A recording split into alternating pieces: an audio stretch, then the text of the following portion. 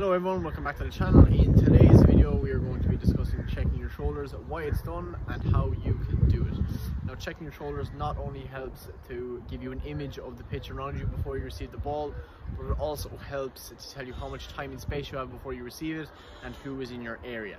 Now, all this ties into the decision-making process in the way that if I know I have time and space before I receive the ball, I can turn, dribble and engage the opposition. Or if there's an opposing player in my area, I'll have to do things in 1 or 2 touch or a little quicker than if I had time and space. Now, like everything, this is all about good habits, and in today's video we're going to go through a few exercises that will help to make checking your shoulders come naturally to you and become second nature.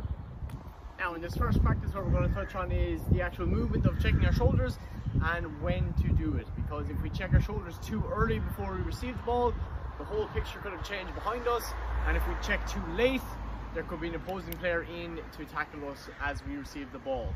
So to start off, it's going to be a ball and a wall. All we're going to do is 10 reps on the right, 10 on the left. We're passing the ball to the wall, and as it comes back, we're checking our shoulder.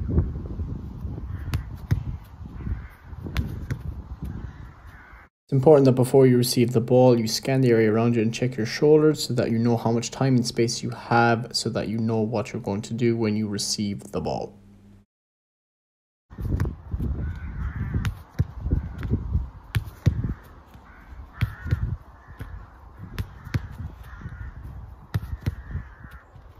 Now, in this instance, it's clear to see that I checked my shoulders too late, which we already spoke about is a bad habit to get into, as an opposing player might be there to tackle me.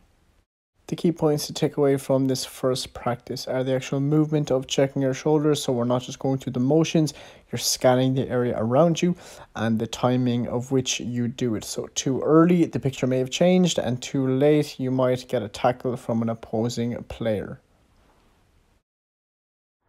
Now, just for progression on this, now that we've touched on the movement of checking our shoulders and the timing of when to actually do it, now we're going to incorporate how our body shape should look when we receive the ball.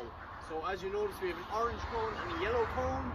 We're going to do 10 reps on each. To start, we're going to go right leg and orange cone, which is on our right. So again, it's passing the ball to the wall and back, but this time we're going to open up and take the ball past the cone.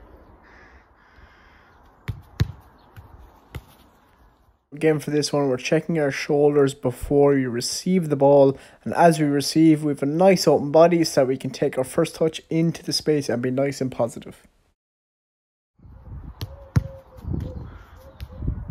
Okay, so for this next practice, we're going to touch on body shape when we receive and accelerating into space. So now that we've touched on the movement of checking our shoulders and the timing, we're going to progress it on.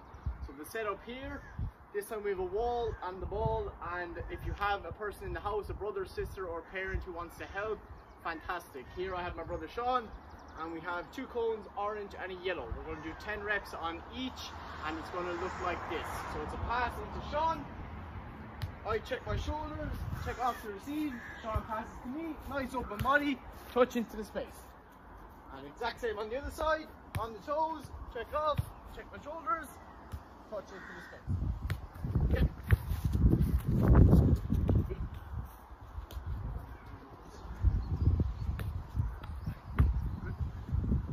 Okay, like everything, we want to develop good habits and make things as materialistic as possible. So for this one, Sean is going to be in control. It's the same setup in between the 2 cones, except this time we're going to start with a bit of ball mastery, and whenever Sean calls orange or yellow, I have to react by checking my shoulders, checking off into the space, have a good positive open body, and taking my touch into the space. So this is how it looks.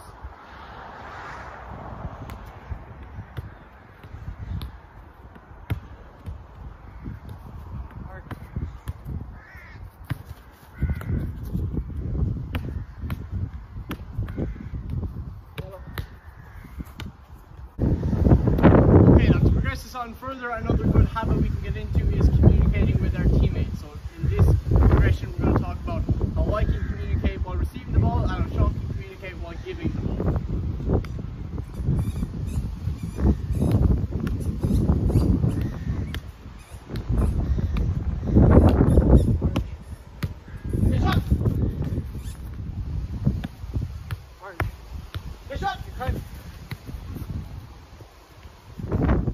ideally, like in the instance just gone, we want to have both players communicating. So when we receive, we communicate, and when we pass, we communicate, as it helps in the decision-making process. So Sean told me I had time, so I knew I could dribble into space.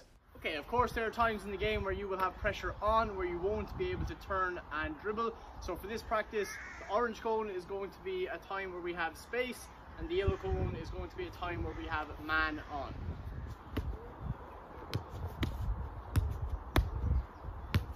Orange, man on.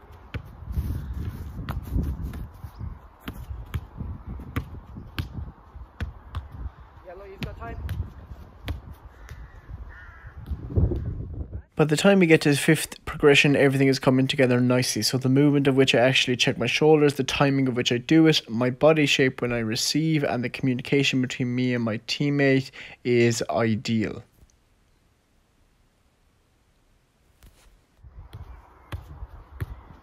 Yellow man on. Yellow man on.